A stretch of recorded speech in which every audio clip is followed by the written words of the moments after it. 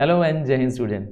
Welcome once again to your own channel Sir Tarun Rupani, and warm welcome to all my superstars who have requested me for the chapter of human resource, recruitment, selection and training.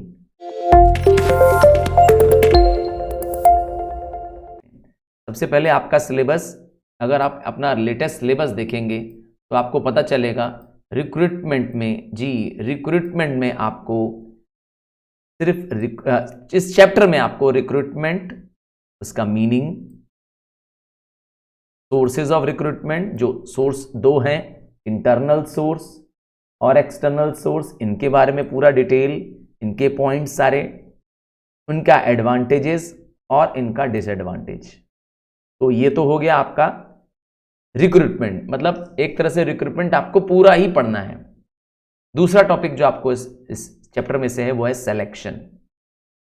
Selection का meaning, selection के steps, selection के test के steps, ये सब आपके पहला meaning और दूसरा स्टेप्स ऑफ सिलेक्शन टेस्ट।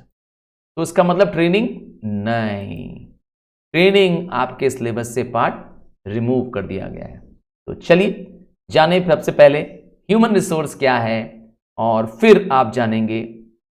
हाँ, ह्यूमन रिसोर्स का पार्ट है ये।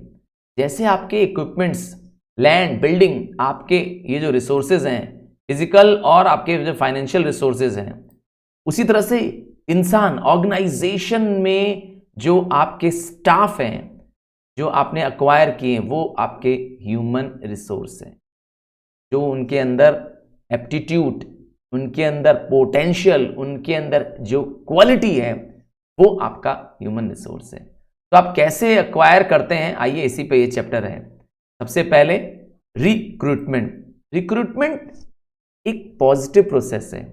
हाँ, एक ऐसा प्रोसेस जो आइडेंटिफाई करता है कि नंबर ऑफ स्टाफ्स कितने चाहिए, और कॉन्टेक्टिंग द सोर्स, सिर्फ स्टाफ चाहिए ये पता नहीं करना है, ये भी पता करना है कि उन सोर्सेस का कहां से हम सफिशिएंट नंबर ऑफ कैंडिडेट्स को अप्लाई करने के लिए मोटिवेट करेंगे। यस, ये एक पॉजिटिव प्रोसेस है। मैंने बताया इसका मेन मकसद क्या है। इसका मेन मकसद है कि अधिक से अधिक पूल ऑफ कैंडिडेट को, जी पॉजिटिव इसलिए नाम रखा गया है क्योंकि अधिक से अधिक पूल ऑफ कैंडिडेट्स को हम बुला सकें अपने पास, ताकि हम उनमें से चॉइस कर सकें, हाँ, अपने जॉब वैकेंसीज के लिए। एक एग्जांपल से समझाता हूं। आपके स्कूल में 5 टीचर की वैकेंसी है, अर्थात 5 जॉब खाली है। तो अगर 1000 टीचर्स अप्लाई करेंगे आपके स्कूल में जॉब पाने के लिए, 1000 कैंडिडेट्स रादर कहूं, तो अब स्कूल को सेलेक्ट करने में, स्कूल को चूज करने में ज्यादा अच्छा रहेगा।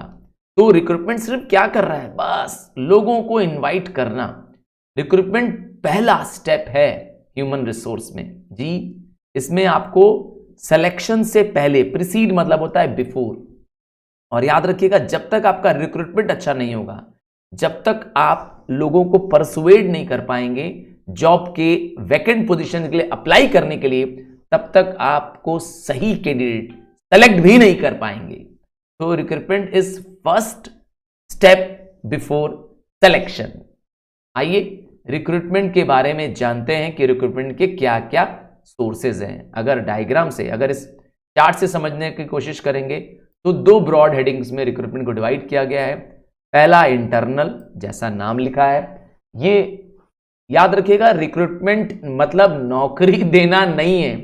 रिक्रूटमेंट सिर्फ कॉलिंग है, रिक्रूटमेंट सिर्फ स्टिम्युलेटिंग पीपल है to apply for the vacant position in the job, in the organisation है।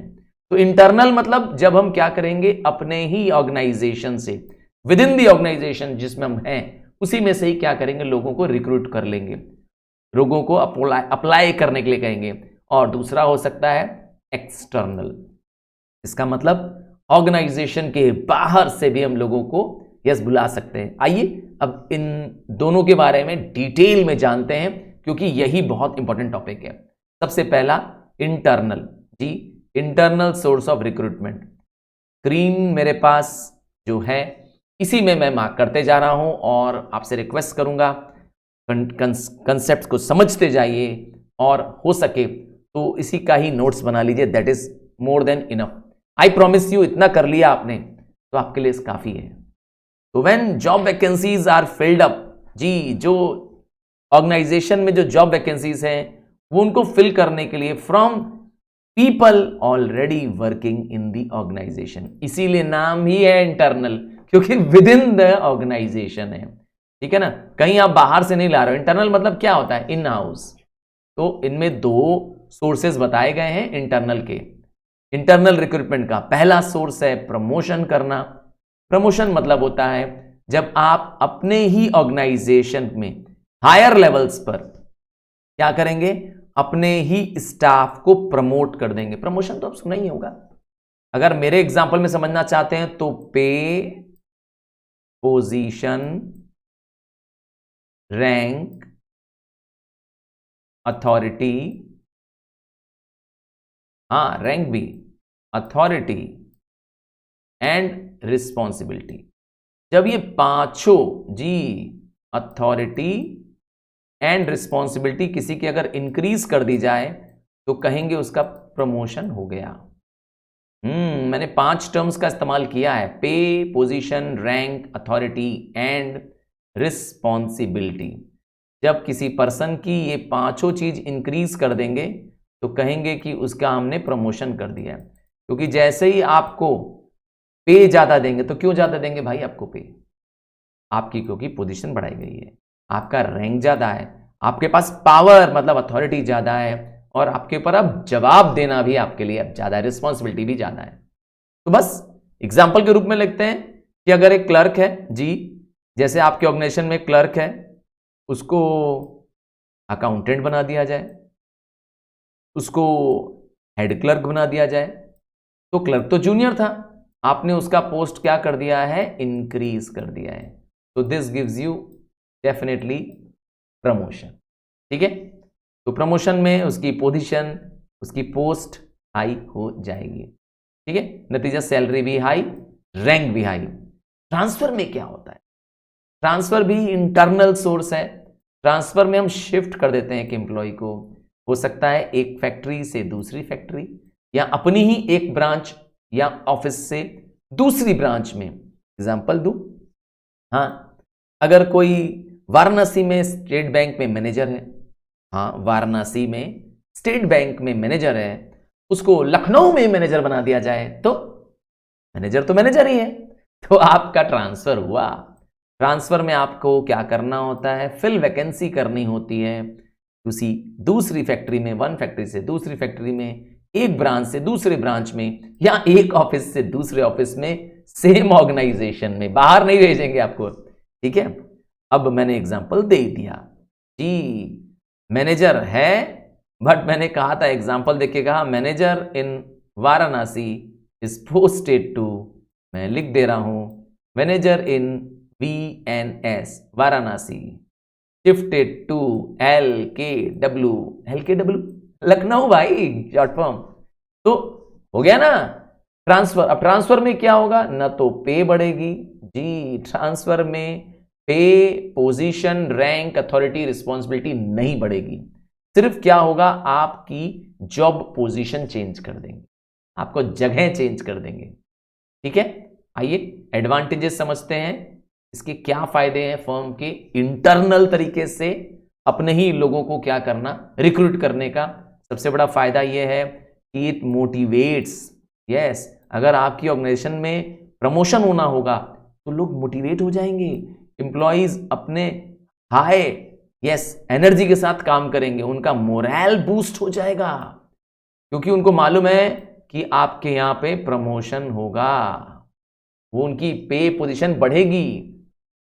दूसरा क्या फायदा है इंटरनल तरीका, जब आप इंटरनल रिक्रूटमेंट करते हैं तो आपके लेबर टर्नओवर अर्थात वर्कर्स का काम छोड़ के चले जाना, जॉब को लीव करके, त्याग करके चले जाना, ये नहीं होगा।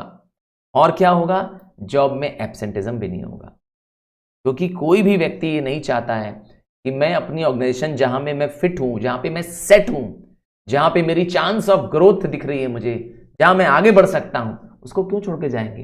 कौन ऐसी नौकरी को लात मारेगा? जबकि जवाब है कि नहीं मारेगा, और ना वो छुट्टी करना पसंद करेगा। और सबसे बड़ा मुझे लगता है एडवांटेज क्या है इसका, मुझे लगता है कि ये सबसे चीपेस्ट सोर्स है, क्योंकि आपको कोई एडवर्टाइजमेंट नहीं करने, न्यूज़पेपर में ऐड नहीं करना है, लोगों को बताना नहीं है कि अरे हमारे यहाँ जॉब वैकेंसी, आ जाओ आ जाओ। अरे भाई इंटरनली तो कर लेंगे सब कुछ। तो इसीलिए ये चीप भी है, टाइम एंड मनी दोनों सेव होंगे, दोनों ही फर्म के बचत होने वाली है। ठीक है, मैंने लिख दिया दोनों ही सेव होंगे। हाँ मैंने सेफ लिख दिया, हाँ सेव कर दो ज्यादा बेटर रहेगा। ठीक है, दोनों ही बचत होगी। और इंटरनल के क्या फायदे हैं, ये रहा एक और फायदा जान लेते हैं। इंटरनल रिक्रूटमेंट करने से आपको ट्रेनिंग नहीं देनी पड़ेगी, क्योंकि ये बंदा जिसको आपने इंटरनली रिक्रूट किया था ये आपके ऑर्गेनाइजेशन का व्यक्ति था, तो ये ऑलरेडी फेमिलियर है आपके ऑर्गेनाइजेशन के काम से, लोगों से, उसको एडजस्ट करने की दिक्कत नहीं आएगी। क्योंकि नया बंदा आएगा, हो सकता है आपके ऑर्गेनाइजेशन में एडजस्ट ही ना कर पाए, हो सकता है कि वहां मिसमैच हो जाए, तो इसकी प्रॉब्लम दूर हो जाएगी। समझ गए? तो इसीलिए सबसे बड़ा फायदा ये भी है। क्या नहीं प्रॉब्लम है कि उसको मोर ट्रेनिंग देने की जरूरत नहीं है, इंडक्शन नहीं कराना है, उसका सबसे परिचय नहीं कराना है, भाई सबको जानता है। आओ इंटरनल रिक्रूटमेंट की बुराई के डिसएडवांटेजेस को भी जानते हैं। मैं जितना हाईलाइट कर रहा हूं, अगर आपने उतना पढ़ लिया, उतना समझ लिया, तो समझो जंग जीत ली। चलिए, सबसे बड़ी समस्या आती है इन ब्रीडिंग की। सर ये नया शब्द क्या है? इन ब्रीडिंग मतलब होता है इंटरनल। अगर आप सब कुछ कर लेंगे, रिक्रूटमेंट कर लेंगे, तो आपके ऑर्गेनाइजेशन में फ्रेश टैलेंट कहां से आएगा? नया आपको आउटलुक कैसे मिलेगा? नई आइडियाज कैसे मिलेंगी? जब आप नए लोगों को अपने यहां एंटर नहीं करने दोगे, नए लोगों को आप जब भर्ती ही नहीं करोगे, तो इसका प्रोसेस का क्या मतलब है? इन ब्रीडिंग। अगर आप कुएं के अंदर ही रहोगे मेढक बन करके, तो समुद्र के बारे में कैसे जानोगे? That is in breeding. Got it? Within the same organization करते रहना। और प्रॉब्लम क्या आएगी? एक प्रॉब्लम सबसे बड़ी मुझे ये आएगी कि आपके पास चॉइस बहुत लिमिटेड है। इंटरनल ही अगर आपको लेना है तो आपके पास उतने ही चॉइस है जितनी आपकी ऑर्गेनाइजेशन में एम्प्लॉइज हैं। आपकी चॉइस लिमिटेड हो गई। और सबसे बड़ी बुराई इंटरनल की क्या है? इससे एम्प्लॉइज लेथार्जिक हो जाते हैं। लेथार्जिक मतलब होता है लेजी। क्यों? जब एम्प्लॉइज को मालूम है, हाँ अक्सर ये मुझे लगता है गवर्नमेंट में बहुत बड़ी प्रॉब्लम सुनने में आई है, कि अगर उनको मालूम है कि मैं यहाँ पे रहूंगा, टिका रहूंगा जिंदगी भर, प्रमोशन तो होना ही होना है भैया, टेंशन क्या लेना है, आराम करो, मस्ती करो, काम पे जाना है नहीं जाना है, क्योंकि प्रमोशन तो टाइम बाउंड होना है। देखा? तो यहां पर क्या हो जाएगा? यहां पर फिर वो आराम करने लगेंगे, क्योंकि उन्हें काम और मेहनत का कोई लालच नहीं है। समझ गए ना? ये बहुत बड़ी प्रॉब्लम है इंटरनल में, लोग आलसी हो जाते हैं। और भी इंटरनल का एक डिसएडवांटेज है कि ये कंप्लीट मेथड नहीं है। सर इसका क्या मतलब है? कंप्लीट मेथड का मतलब क्या है? इसका मतलब है कि जब आप इंटरनल तरीके से ही लोगों को भर्ती कर लेंगे, तो आपकी ऑर्गेनाइजेशन में आखिर तो नीचे की वैकेंसीज खाली रह जाएंगी। अरे भाई आपने ए को, मैं एग्जांपल दे रहा हूं, आपने ए को बी की जगह पुट किया, ठीक है, बी क्योंकि चला गया था, तो अब ए की पोजीशन तो खाली हो गई ना भाई, ए भी तो चला गया ना, इसकी पोजीशन, इसने बी की पोजीशन ले ली, तो आखिर नीचे की पोजीशन तो खाली हो गई ना। तो ये हर हाल में आपको कभी ना कभी क्या करना पड़ेगा? आपको बाहर से लोग बुलाने ही पड़ेंगे। मतलब एक्सटर्नल है तो ऑर्गेनाइजेशन का काम चलेगा। आइए समझते हैं एक्सटर्नल क्या है। तो जब रिक्रूटमेंट करें और आउटसाइड से रिक्रूटमेंट करें, रिक्रूट करेंगे पर अपने लोगों को नहीं मौका देंगे, बाहर के लोगों को कहेंगे कि आओ आओ आओ, मेरे यहां जॉब की वैकेंसी है, आओ। देखा? तो इसको क्या कहोगे? इंटरनल नहीं, एक्सटर्नल। इसमें क्या होगा? अब आपके पास बहुत बड़ी चॉइस है, क्योंकि आप पूरी दुनिया से कहीं भी से एम्प्लॉइज बुला लो, है कि नहीं है? तो एक्सटर्नल के अब क्या क्या तरीके हैं? एक तो सबसे अच्छा तरीका है पेपर में छपवा दो। हाँ, न्यूज़पेपर एडवर्टाइजमेंट सबसे कॉमन तरीका है। जर्नल्स में छपवा लो, जर्नल मैगजीन्स आती हैं, ठीक है, हर बिजनेस के अपने जर्नल्स होते हैं, बस उसमें छपवा दो और आपके पास लोगों की वैकेंसीज अप्लाई होना शुरू हो जाएंगी। और आजकल तो न्यूज़पेपर आता है, नाम है एम्प्लॉयमेंट एक्सचेंज या एम्प्लॉयमेंट न्यूज़। पेपर का नाम ही है एम्प्लॉयमेंट न्यूज़, नौकरी वाला पेपर ही है। ये उनके लिए जो नौकरी खोज रहे हैं और ये उनके लिए है जो नौकरी देना चाहते हैं, दोनों के लिए है। इसमें जो बेरोजगार लोग हैं उस न्यूज़पेपर खरीदते हैं और बिजनेस फर्म्स जिनको जॉब पे रखना है वो इसमें एडवर्टाइजमेंट करा देते हैं। आते हैं दूसरा source, employment exchange. Employment exchange government of India भी चलाती है। ये कैसा होता है? ये एक दफ्तर होता है, ये एक तरह का ऑफिस होता है। यहाँ पे क्या होता है, जो यंग कैंडिडेट्स हैं, यंग लड़के हैं, वो जाते हैं क्या करने, अपना नाम, अपना एड्रेस और अपनी सारी जानकारी यहाँ पे दे देते हैं। उसी तरह से जॉब सीकर्स जैसे यहाँ पहुंच रहे हैं, उसी तरह से जॉब गिवर्स भी यहाँ पहुंचते हैं, अर्थात जॉब देने वाले भी यहाँ पहुंचते हैं। क्या करने के लिए आते हैं? एम्प्लॉयर्स यहाँ पर पहुंचते हैं और उनसे कहते हैं हमें किस तरह के लोगों की ज़रूरत है, उसका काउंसलिंग, उसका रिसर्च करने के लिए इन्हीं को दे देते हैं, एक्सचेंज वालों की ही जिम्मेदारी दे देते हैं। और एम्प्लॉयमेंट एक्सचेंज वाले अपने पूल ऑफ, अपने कलेक्शन ऑफ जो उनके पास कैंडिडेट्स है उनको भेज देते हैं काम के लिए, जी, उनको भेज देते हैं आगे फर्दर सिलेक्शन के लिए। एक और तरीका भी है जी, एक्सटर्नल में बहुत बहुत सोर्सेज हैं, क्योंकि एक्सटर्नल में तो पूरी दुनिया है आपके लिए भाई, कहीं से भी बुला लो एम्प्लॉयज को। तो प्लेसमेंट एजेंसीज आजकल काम कर रही हैं। एक एग्जांपल देता हूं, ABC कंसल्टेंट्स, जी, AF फर्ग्यूसन एसोसिएट्स, ये सच में कंसल्टेंट्स हैं, याद रखिएगा। ये क्या करते हैं, ये रिक्रूटमेंट, ये सिलेक्शन सब करते हैं, बट अपने लिए नहीं जी, दूसरी कंपनियों के लिए। जो बड़ी बड़ी एम्प्लॉयर्स होते हैं, बड़ी बड़ी कंपनियां होती हैं, वो इनको हायर कर लेती हैं कि मुझे किस तरह के लोगों की जरूरत है उनको। अब कंपनियां अपने नहीं काम करती हैं, हायरिंग का अपने नहीं अपॉइंट करती हैं, इस प्लेसमेंट एजेंसीज को काम दे देती हैं। ये प्लेसमेंट एजेंसीज उनको लोग, उनको व्यक्ति ला के देते हैं। समझ गया ना? तो आजकल बड़ा चलन है बड़े शहरों में, दिल्ली बॉम्बे में तो प्लेसमेंट एजेंसीज का चलन है बहुत ज्यादा। कैंपस रिक्रूटमेंट, जैसा नाम है, आपने 3 इडियट्स तो जरूर देखी होगी। हाँ, आमिर खान वाली। लास्ट का सीन याद होगा, लास्ट के कुछ सीन पहले ही, जब वो उनको चाहिए होता, नौकरी चाहिए होती, तो कैंपस में ही बाहर से लोग आते हैं, इंटरव्यू करते हैं, याद है कि नहीं आया जी?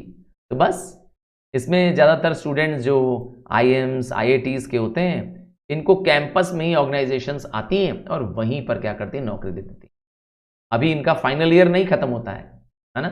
तो कैंपस रिक्रूटमेंट बहुत ही सस्ता और सबसे मुझे लगता है आसान तरीका है नए कैंडिडेट्स को, फ्रेश कैंडिडेट्स को गेट करने का।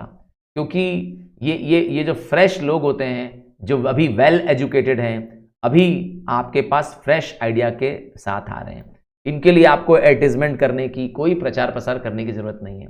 ये तो बहुत ही पॉपुलर मुझे लगता है आजकल टेक्निक हो गई है, हाँ, कैंपस रिक्रूटमेंट। अब आते हैं 5th टाइप ऑफ या 5th source of external recruitment. तो एप्लीकेंट्स को इंट्रोड्यूस करवा लग सकते हैं, जो हमारे प्रेजेंट एम्प्लॉयज हैं या उनके फ्रेंड्स हैं या उनके रिलेटिव्स हैं, उनसे कहते हैं कि आप सजेस्ट करिए। रिकमेंडेशन शब्द का मतलब होता है एडवाइस लेना। हाँ, आप हो सकता है कि आपका जो एम्प्लॉय जो आपके लिए बहुत अच्छा है, जिसका बैकग्राउंड आपको नोन है, तो आप उस ही एम्प्लॉय को बोलेंगे कि हमें और एम्प्लॉयज की जरूरत है तुम्हारे जैसे की, ठीक है ना? तो इस तरीके से वो रिकमेंडेशन दे सकता है, अपने भाई का रिकमेंडेशन सकता है, अपने फ्रेंड्स का रिकमेंडेशन देता है, अपने फैमिली मेंबर्स का रिकमेंडेशन दे सकता है, ये भी होता है। अच्छा, आजकल ट्रेड यूनियंस भी ये काम कर रही हैं, जो वर्कर्स की यूनियन होती हैं वो भी ये काम करती हैं, वो भी फैक्ट्रीज में वर्कर्स को क्या करती हैं, रिक्रूट कर लेती हैं, हाँ, अनस्किल्ड वर्कर्स को specially. Casual callers, 6th type of external recruitment. Casual callers क्या होते हैं? कई बार उनको हम अनसॉलिसिटेड एप्लीकेंट्स बोलते हैं। एक एग्जांपल से समझते हैं। जब कोई कैंडिडेट को जॉब चाहिए, ये सीधे चला जाता है कंपनियों के ऑफिस में और वहां कहता है कि मुझे नौकरी की जरूरत है। अब हो सकता है कंपनी के पास उस समय कोई वैकेंसी ना हो, तो क्या करेगी कंपनी? तो कंपनी कहती है कोई दिक्कत नहीं है, आप अपना मुझे क्या करिए, आप मुझे अपना सीवी, अपना रिज्यूमे, सुना है ना रिज्यूम, बायोडाटा, आप मुझे जमा कर दीजिए। बस इनसे जमा करा करके इनको नमस्ते कर देता है और कहता है कि अगर हमारे पास वैकेंसी क्रिएट होगी तो हम आपके इस रिज्यूम के अकॉर्डिंग आपको बुला लेंगे। और इनको हम लोग कहते हैं कैजुअल। कैजुअल मतलब होता है अपनी मर्जी से चला आया। हाँ, अपनी मर्जी से चला आया है और आपने भी नहीं बुलाया था, ठीक है, ऐसा होता भी है, सच में होता है। और आता है डायरेक्ट रिक्रूटमेंट। जी, डायरेक्ट रिक्रूटमेंट बड़ा आसान है। डायरेक्ट रिक्रूटमेंट एक्सटर्नल का सबसे मुझे लगता है आसान तरीका है। इसको कई बार बोलते हैं रिक्रूटमेंट एट फैक्ट्री गेट। जब बड़ी बड़ी फैक्ट्रियों में क्या होता है, हजारों की मात्रा में वर्कर्स चाहिए होते हैं, स्पेशली अनस्किल्ड वर्कर चाहिए जो बोझा ढोने वाले हैं, मेहनत मजदूरी करने वाले हैं। तो बस इन लोग क्या करते हैं, फैक्ट्री के बाहर ही एक नोटिस बोर्ड लगा देते हैं, फैक्ट्री के बाहर लिख देते हैं कि हमें इतने वर्कर्स चाहिए बोझा ढोने के लिए अपने प्रीमाइसेस के अंदर, और कब कब चाहिए ये भी बता देते हैं। बस उनका ऑन दी स्पॉट सिलेक्शन कर देते हैं तुरंत, हाँ तुम आओ तुम आओ तुम आओ। इसीलिए नाम है डायरेक्ट रिक्रूटमेंट। इसीलिए मैंने बताया ना कि यहां पर सबसे आसान है, कुछ बहुत इनका कोई बहुत सिलेक्शन प्रोसेस कोई बहुत टिपिकल नहीं है, क्योंकि अनस्किल्ड नेचर का काम कराना है, डायरेक्टली काम पे रख लेते हैं। और यहां तो आजकल ये भी बहुत चल रहा है। हाँ, 8th टाइप आप जानेंगे, लास्ट टाइप है आपका एक्सटर्नल में, लेबर कॉन्ट्रैक्टर्स। आपको अपनी बिल्डिंग बनवानी है, आपको अपना बिल्डिंग बनवाना है, आपको अपना मकान बनवाना है, आपको 50 मजदूर की जरूरत है, तो आप कॉन्ट्रैक्टर के पास चले जाइए। ये लोग क्या करते हैं, लेबर कॉन्ट्रैक्टर्स लोग क्या करते हैं, इनके पास लेबरों से अच्छी संबंध होते हैं और ये उनको बुला सकते हैं जब भी आपकी रिक्वायरमेंट है। तो बस आप, ज्यादातर ये लोग, मैंने कहा ना, गांव से ज्यादा ओरिएंटेड होते हैं, ये लोग क्या करते हैं, अपने लोगों को बुला लेते हैं काम पर। तो लेबर कॉन्ट्रैक्टर्स ज्यादातर मैंने कहा अनस्किल्ड काम देते हैं। हाँ, शायद आपने नाम सुना हो मुकादम या सरदार या इवन ठेकेदार। हाँ, बिल्डिंग में ठेकेदार होते हैं, आपने सुना होगा। तो बस अगर आपको अनस्किल्ड नेचर का काम कराना है, ये काम आजकल बहुत चलता है। चलिए, तो इस तरीके से आपने जाना एक्सटर्नल के 8 सोर्सेस। आइए एक्सटर्नल की बुराई भी बता देते हैं और अच्छाई भी बता देते हैं। सबसे पहले अच्छाई और यहां बुराई। सबसे पहले अच्छाई, वाइड चॉइस है। अच्छा, याद रखिए, जो इंटरनल का एडवांटेज है वो इसका डिसएडवांटेज है। हाँ, इसका एडवांटेज इसका डिसएडवांटेज है और इसका लिमिटेशंस या डिसएडवांटेज इंटरनल का डिसएडवांटेज, एक्सटर्नल का एडवांटेज। यहां चॉइस नहीं थी, यहां चॉइस बहुत ज्यादा है, क्योंकि आप पूरी दुनिया से बुला सकते हैं। यहां इनब्रीडिंग होती है, मतलब within the same organisation कोई नया ब्लड, नई थॉट, नया इन्वेंशन नहीं हो पाता है। यहां पर तो एकदम नए लोग आते हैं, नए जोश से भरे लोग आते हैं, हेल्दी कंपटीशन होता है। यहां कोई कंपटीशन ही नहीं होता है। तो दोनों एक दूसरे के उल्टे हैं, मैंने पहले ही बताया था। और डिसएडवांटेज क्या है एक्सटर्नल का, यहां पे वर्कर्स का फ्रस्ट्रेशन लेवल बहुत ज्यादा होता है। वर्कर्स को मालूम है कि आपसे जल्दी, हो सकता है कोई आपसे कम उम्र का, आप तो 20 साल से एग्जामिनेशन में काम करते हैं, आपका प्रमोशन नहीं हुआ, कोई आपका सीनियर आ गया नया, कोई यंग लड़का टाइप का आ गया आपका सीनियर, लो भैया मेहनत आपकी है। तो ये बड़ी समस्या है उनके साथ, चिड़ बहुत जाती है, बहुत फ्रस्ट्रेशन हो जाता है।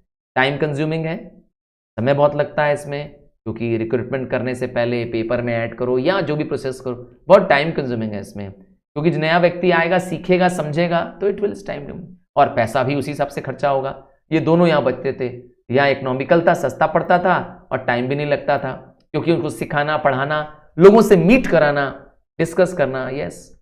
और अनसर्टेनिटी इसलिए है क्योंकि भरोसा नहीं है कि वो टिकेगा। यस, एक्सटर्नल व्यक्ति है, अगर आपके यहाँ एडजस्ट नहीं हो पाया तो यस, इसको भी सोच के रखना पड़ेगा। ये रिक्रूटमेंट और सिलेक्शन का डिफरेंस भी जानना जरूरी है। आइए जानते हैं दोनों में डिफरेंस। सबसे पहले मीनिंग का डिफरेंस। तो रिक्रूटमेंट सिर्फ सर्च करना होता है, रिक्रूटमेंट स्टिमुलेट करना होता है, लोगों को अप्लाई करने के लिए प्रेरित करना होता है। प्रेरित, यू नो, यस, इंड्यूस करना पीपल को। जबकि सिलेक्शन क्या होता है, सिलेक्शन तो चूज करना होता है। जो कैंडिडेट्स आए हैं उनको चूज करना। नेचर, रिक्रूटमेंट पॉजिटिव प्रोसेस होता है, जबकि सिलेक्शन नेगेटिव प्रोसेस होता है। रिक्रूटमेंट का एम होता है to collect, to create pool of candidates, और जबकि इसका मेन मकसद होता है to eliminate unsuitable candidates. Eliminate मतलब होता है रिमूव कर देना, जो कैंडिडेट्स आपके काम के नहीं हैं उनको निकालो। इसीलिए मैंने कई बार बोला था क्या कि recruitment is a positive process. It invites, बुलाता है, आजा आजा आजा, ये कहता है चल जा चल जा, तू जा जा, तू भी जा तू भी जा, तो सबको निकालता है, जो फिट होते हैं बस उनको रख लेता है। देखा, सिलेक्शन नेगेटिव प्रोसेस है, मैंने माइनस साइन बना दिया आपको याद कराने के लिए, ठीक है। और अब आता है नंबर। तो रिक्रूटमेंट में कोई रिस्ट्रिक्शन नहीं है, जितने लोग उतना अप्लाई करें उतना अच्छा है, जबकि इसमें एक लिमिटेड नंबर ऑफ पीपल को ही आप सेलेक्ट करोगे। And last but not the least, order, it is done prior to selection. Selection से पहले रिक्रूटमेंट करना पड़ता है, और मैंने बता दिया सिलेक्शन रिक्रूटमेंट के बाद का प्रोसेस। चलिए सिलेक्शन के स्टेप्स को जाने, कैसे एक ऑर्गेनाइजेशन स्टेप्स फॉलो करती है सिलेक्शन के लिए। चलो अज्यूम करते हैं कि तुमको ही जॉब के लिए अप्लाई करना है। जी, आप अप्लाई कर रहे हैं जॉब के लिए, आइए देखें आपका सिलेक्शन कैसे होगा। तो पहले तो आपने रिक्रूटमेंट किया होगा, मतलब कि पहले आपने अप्लाई किया होगा। आओ देखते हैं। याद रखिएगा, जब भी स्टेप्स की बात करूंगा, जब भी स्टेप्स की बात करी जाएगी, तो आपका सीक्वेंस चेंज नहीं होना चाहिए। इसका मतलब आप थर्ड को फर्स्ट और फर्स्ट को थर्ड नहीं कर सकते, ठीक है। आइए सबसे पहला देखते हैं प्रिलिमिनरी इंटरव्यू। इसमें क्या होता है? इसमें एक कैंडिडेट जिसने फॉर्म भरा है उसकी क्वालिफिकेशन की चेक होती है। ये चेक होता है कि क्या वो उस जॉब के लिए फिट है, क्योंकि अगर यहीं पे पता चला गया कि वो उसकी क्वालिफिकेशन ही नहीं है, तो आगे का स्टेप करने की क्या जरूरत है। एग्जाम्पल से समझना है, और एग्जाम्पल बताते हैं। जैसे एक कंपनी के एडवर्टाइजमेंट में लिखा था कि wanted employee who have done MBA, ठीक, लिखा था कि आपकी MBA होनी चाहिए, 5 ईयर का एक्सपीरियंस होना चाहिए। और किसी ने अप्लाई किया, यस, किसी ने अप्लाई किया, उसके पास MBA है ही नहीं, उसके पास MBA के बदले, MBA की बजाय उसके पास BBA डिग्री है, पर 5 साल का एक्सपीरियंस है उसके पास। तो अब आपने जो मिनिमम क्वालिफिकेशन रखा है 5 साल का, टाइम तो दे रहा है, पर उसकी डिग्री क्या कर रही है, मैच नहीं कर रही है, बस यहीं से उसको रिजेक्ट कर देंगे। तो आपको क्या चेक करना होता है इसमें, कैंडिडेट के पास वो मिनिमम क्वालिफिकेशन जो आपने मांगा था, क्या वो है कि नहीं है। वो ब्लैंक फॉर्म में उससे भरवा लेते हैं, और अगर है तो आगे कंटिन्यू करेंगे, वरना इसको यहीं से ही कहेंगे जाओ भैया, ठीक है ना। सेकेंड स्टेप, एप्लीकेशन ब्लैंक, मतलब एक ब्लैंक फॉर्म देंगे, एक खाली फॉर्म देंगे। सर उसने तो बायोडाटा जमा किया है, फिर क्यों दे रहे हैं। अरे भाई, जो बायोडाटा था वो तो टाइप्ड था ना, आप अपने हाथ से भरो ना। तो अपने हाथ से भरोगे तो आपकी हैंडराइटिंग का पता चलेगा, आपके बारे में और पता कर पाएंगे हम, ठीक है ना। आपके बारे में बहुत सारी रेलिवेंट इंफॉर्मेशन इस ब्लैंक फॉर्म से भी मिल जाती है, समझ गए ना। इसीलिए एप्लीकेशन ब्लैंक भरते हैं। एप्लीकेशन ब्लैंक से आपके बारे में रिटर्न रिकॉर्ड मिल पाता है, समझ गए ना। एप्लीकेशन ब्लैंक आपके बारे में क्वेश्चन फॉर्म करने में हमें मदद करती है। जब हमें इंटरव्यू लेना होगा तो इसी ब्लैंक एप्लीकेशन को सामने रख के आपसे इंटरव्यू लेंगे। अब आते हैं सिलेक्शन का थर्ड स्टेप। याद रखिएगा, सीक्वेंस नहीं ब्रेक करना है। थर्ड स्टेप है सिलेक्शन का टेस्ट करना। मतलब इस स्टेप में आप क्या करेंगे, जो इंप्लॉय थर्ड स्टेप में पास हो गया, 2 स्टेप में पास हो गया, अब उसका इंटरव्यू होगा।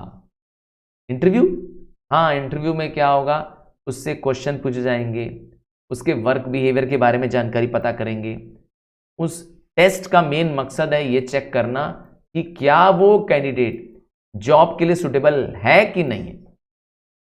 जिस जॉब के लिए आपको रखना है उसकी सुटेबिलिटी चेक करते हैं। अगर आपको टीचर्स का सिलेक्शन करना है आपके स्कूल के लिए, एग्जाम्पल दे रहा हूं, तो टीचर पढ़ा पा रहा है, एक्चुअल क्लास में बैठा करके, यस, एक्चुअल क्लास में भेज करके पढ़ा के चेक कर लीजिए, उसका डमी क्लास ले लीजिए। ये होता है सिलेक्शन का टेस्ट। अब सिलेक्शन के टेस्ट के अंदर आता है उसकी इंटेलिजेंस का चेक कर लीजिए, हम लोग उसको कहते हैं आईक्यू कर लीजिए उसका चेक। हाँ, आईक्यू चेक कर लीजिए, क्योंकि अगर उसके अंदर रीजनिंग की कैपेबिलिटी नहीं है, कॉम्प्रीहेंस मतलब अंडरस्टैंडिंग स्किल नहीं है, मेमोरी नहीं है, तो आप रख के क्या करेंगे। ये है पहला टाइप ऑफ सिलेक्शन टेस्ट। जी, पहला टाइप मैंने बताया इंटेलिजेंट, ज्ञान का, अकलमंदी का टेस्ट। इस टेस्ट में उसकी मेमोरी, इस टेस्ट में उसकी वोकैबुलरी, इस टेस्ट में उसकी अलर्टनेस, कैपेसिटी टू लर्न, ठीक है, हम लोग उसको IQ कहते हैं, इंटेलिजेंट कोशिएंट कहते हैं, ये चेक करते हैं। आइए और टेस्ट के बारे में जानें। सेकंड टेस्ट है एप्टीट्यूड टेस्ट। एप्टीट्यूड का मतलब क्या होता है? एप्टीट्यूड मतलब क्या उसके अंदर कैपेसिटी है कैंडिडेट के अंदर कि वो किसी स्किल को सीख सकता है, उसके पास लर्न करने की क्षमता है। यस, एप्टीट्यूड मतलब होता है ability to learn new skills and abilities. देखो, जो सीखने को ही तैयार नहीं है, आप सब बेकार है, उसको सिखा ही नहीं पाओगे, ठीक है। और क्या करना है? ट्रेड टेस्ट करना है। ट्रेड टेस्ट, हाँ, ट्रेड टेस्ट मतलब होता है एप्लीकेंट की level of knowledge and skill test करना, जो इसको किसी पर्टिकुलर काम के लिए बुलाया गया है उसी में। एक एग्जाम्पल दिया हुआ है, इसी का एग्जाम्पल पढ़ते हैं। जैसे कि एक टाइपिस्ट को आदमी बुलाया है आपने, तो आप क्या कहोगे? कहोगे ना, भैया आओ टाइपिंग स्पीड करके दिखाओ, तुम्हारी टाइपिंग स्पीड कितनी है, देखें तुम 1 घंटे में कितना पेज टाइप कर सकते हो, 1 मिनट में कितना वर्ड टाइप कर सकते हो। तो यही तो हो गया, उसी ट्रेड का, उसी काम का टेस्ट कराना जिसके लिए आपको उसको रखना है, ठीक है। ट्रेड टेस्ट के कई सारे नाम भी दिए हुए हैं, performance test, proficiency test, achievement test, फिर आता है इंटरेस्ट टेस्ट। अच्छा, आप ये भी पूछना चाहेंगे सर इतने सारे टेस्ट कराते हैं क्या? नहीं, ऐसा नहीं है कि एक ही ऑर्गेनाइजेशन सारे टेस्ट कराती है, इनमें से कुछ टेस्ट तो जरूर कराती है, ये पक्की बात है, अपने जरूरत के हिसाब से। और इंटरेस्ट टेस्ट में क्या कराती है? पता लगाती है उसका प्रेफरेंस क्या है, अर्थात ये फाइंड करना है उसकी पसंद नापसंद किस टाइप के काम की है। हाँ, इंटरेस्ट मतलब होता है what he likes, which kind of job, which kind of work he likes. Personality test, इसका मतलब है आपका इमोशनल बैलेंस चेक करना, आपकी मैच्योरिटी, आपका टेम्परामेंट चेक करना, क्या आप जल्दी गुस्सा तो नहीं जाते हैं, क्या आप बचकानी हरकत तो नहीं करते हैं, बचपने वाली बात तो नहीं करते हैं, आप बैड टेम्पर्ड तो नहीं है, बात बात पे गुस्से रहते हैं। तो ये सब क्या होता है? हाँ, ये सब टेस्ट का नाम है personality test. How you are as a person, इसका नाम रखा गया है पर्सनैलिटी टेस्ट, इसका टेस्ट होता है। और डेक्सटेरिटी टेस्ट, डेक्सटेरिटी मतलब होता है how well you can use your hands and fingers in industrial work. जैसे आपको प्रिंटिंग का काम दिया गया, तो कितना अच्छे से आप प्रिंट कर पा रहे हो, आप ड्रॉ कर पा रहे हो, स्केच बना पा रहे हो, अपने फिंगर्स और हैंड का कैसे आप बेस्ट यूज करते हो, इसको चेक करता है डेक्सटेरिटी टेस्ट। चलो, तो ये रहे टाइप ऑफ टेस्ट जो सिलेक्शन के थर्ड स्टेप में आपने जाने। याद रखिएगा, थर्ड स्टेप हुआ है, अभी और स्टेप्स बाकी है सिलेक्शन के प्रोसीजर में। फिर सिलेक्शन करना, जो इन टेस्ट में पास हो जाएंगे तो उनको क्या करना पड़ेगा? अब इसके बाद उनका इंटरव्यू होगा, सिलेक्शन के बाद इंटरव्यू। याद रखिएगा, अभी आपने सिर्फ टेस्ट पास किया है, इंटरव्यू में अभी आपसे फेस टू फेस करेंगे। फेस टू फेस में जो सेलेक्टर्स होते हैं वो आपसे क्वेश्चंस पूछेंगे, आपको उसका रिस्पॉन्ड देना है। क्यों करते हैं इंटरव्यू भाई? क्यों सामने बैठा करके इंटरव्यू करते हैं? ताकि क्रॉस क्वेश्चन कर सकें, इंफॉर्मेशन को क्रॉस चेक कर सकें और आपके बारे में एक्यूरेट पिक्चर आपको मिल पाए, जॉब के बारे में और कंपनी के बारे में। देखिए, इंटरव्यू तो सबको फेस करना पड़ेगा जिसको जॉब करनी है। हाँ, अगर आपको जॉब करनी है तो इंटरव्यू तो फेस करना पड़ेगा, ठीक है ना। इंटरव्यू में इंटरव्यूअर आपसे आपसे आपके बारे में जानने की पूरी कोशिश करता है। आइए, फिफ्थ स्टेप आते हैं जीडी। जीडी में क्या होता है? ग्रुप डिस्कशन होता है। कई बार कैंडिडेट्स अकेले तो हो सकता है काम कर लें, बट ग्रुप में उनकी लीडरशिप चेक हो पाती है। 5-10 लोगों का एक शॉर्ट ग्रुप बना दिया जाता है और इंटरव्यूअर क्या करता है, उनसे उस ग्रुप के बेसिस पे पूछता है। तो group discussion is a very useful tool for judging the leadership ability. Group discussion में क्या होता है, समझ गए ना, एक काम पूरे ग्रुप को दिया जाता है, एक प्रॉब्लम पूरे ग्रुप को दे दी जाती है और उस ग्रुप में जो 8 से 10 लोग होते हैं उनको आपस में इंटरेक्ट करना होता है और उस बेसिस पर किसी एक को हेड बनाकर यस किसी एक की एबिलिटीज यस चेक हो जाती है, उसके अंदर पूरे लोगों को साथ ले चलने की एबिलिटी का पता चलता है। लीडर इसी से पता चलता है, ग्रुप डिस्कशन से। फिर क्या टेस्ट करते हैं, मेडिकल का टेस्ट करते हैं, उसका फिजिकल एग्जामिनेशन कराते हैं। अगर वो ग्रुप टेस्ट में भी पास हो जाता है तो देखते हैं कि अब वो नौकरी के लिए काबिल है, फिजिकली फिट है कि नहीं है। मेडिकल टेस्ट करवाते हैं, उसका एक पैनल ऑफ डॉक्टर्स होते हैं जो ये चेक करते हैं कि आप फिजिकली हेल्दी हैं, फिजिकली फिट है कि नहीं है। ऐसा क्यों? सोचिए एक बीमार आदमी को आप रख लें, हाँ एक व्यक्ति जिसको पहले से ही बहुत सीरियस डिजीज है, एड्स है लेट्स से, ओहो कितना खतरा होगा पूरी ऑर्गेनाइजेशन के लिए, समझ रहे हैं ना। अगर वो मर भी जाता है तो आपको कितना जुर्माना भरना पड़ेगा, है कि नहीं है। तो इसीलिए आपको थोड़ा सा, हाँ यू नो ना, एम्प्लॉयज के मरने पे ऑर्गेनाइजेशंस को पैसा देना पड़ता है। तो इस सब से बचना अच्छा तरीका क्या है, प्रॉपर चेकअप करा लो। चलो आगे बढ़ जाते हैं। Next, checking reference. Checking reference में क्या होता है, एम्प्लॉयज से कहते हैं कि आपको मैं सेलेक्ट करने जा रहा हूं, आपने एप्लीकेशन फॉर्म में कोई 2 ऐसे व्यक्ति का नाम बताइए जो आपको जानते हैं। हाँ, आपको जो लोग जानते हैं। क्यों, ऐसा क्यों? सब कुछ हो गया सर, मेडिकल भी हो गया, सब हो गया सर, 6 स्टेप तक बढ़ गए, ताकि आपकी कैरेक्टर, आपके बैकग्राउंड के बारे में उनसे पूछ सकें। कई बार लोग अपने प्रीवियस एम्प्लॉयर के बारे में भी बता सकते हैं इसमें, या स्कूल के प्रिंसिपल, कॉलेज जहां से आप आए हो वहां से, उनके डीन से, हाँ उनके हेड ऑफ द डिपार्टमेंट से भी आपकी जानकारी ली जा सकती है। हाँ आपको देना पड़ेगा पर रेफरेंस आप ही देंगे, ठीक है। अब सब कुछ ओके हो गया, रेफरेंस भी मिल गया आपका भाई, मेडिकल तो था ही, रेफरेंस भी अच्छा हो गया तुम्हारा, रेफरेंस में भी तुम्हारे लिए सब अच्छे रिपोर्ट्स आ गए। अब तुम्हें क्या करेंगे, तुमसे कहेंगे कि आप एक पर्टिकुलर डेट पे, सो एंड सो डेट पे आप आइए। आपको इसके लिए हम क्या करेंगे, एक अपॉइंटमेंट लेटर देंगे। अपॉइंटमेंट लेटर मिल जाना मतलब नौकरी मिल जाना। याद रखिएगा, अपॉइंटमेंट लेटर परमानेंट नहीं मिलता है। अभी शुरुआत में जब भी मिलेगा तो प्रोबेशन पीरियड के लिए मिलेगा, यूजुअली 1 से 2 साल के लिए मिलेगा। हाँ ऐसा नहीं है कि अगर इन 2 साल तक आप सही रहे, आपका परफॉर्मेंस सही रहा, तो आपको आगे परमानेंट मेंबर भी, अर्थात आपकी जॉब परमानेंट कर दी जाएगी। बट अभी आप 2 साल अभी टिक के दिखाइए पहले। अब इतना स्टेप हो गया, अब अभी भी बचा है क्या सर स्टेप? हाँ अभी भी स्टेप है, प्लेसमेंट। आपको सेलेक्ट कर लिया, लेटर ऑफ अपॉइंटमेंट दे दिया, अब आपको दे रहे हैं कहां आप बैठोगे, आपकी पोस्ट, आपको एप्रोप्रिएट जॉब क्या है जी, किस जगह आप बैठना है, किस जगह का आपको काम संभालना है। तो प्लेस देना, ठीक है ना, प्लेसमेंट देना बहुत जरूरी है, क्योंकि अगर जिस काम के लिए वो बना है, अगर आप वो काम उसको नहीं दोगे तो उसकी एफिशिएंसी चली जाएगी और साथ में उसका काम के प्रति नजरिया भी बदल जाएगा, सारा बेकार हो जाएगा आपकी मेहनत, ठीक है। तो यहीं तक आपके सिलेबस में था ये ट्रेनिंग, और इसके आगे का पार्ट आपके सिलेबस में टर्म में सेमेस्टर 2 में मतलब नहीं है।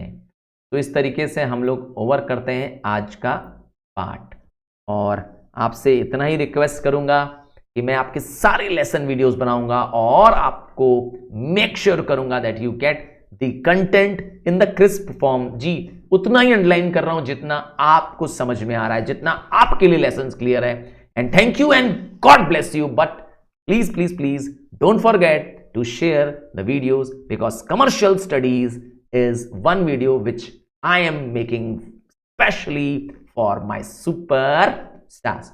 Thank you and bye from now.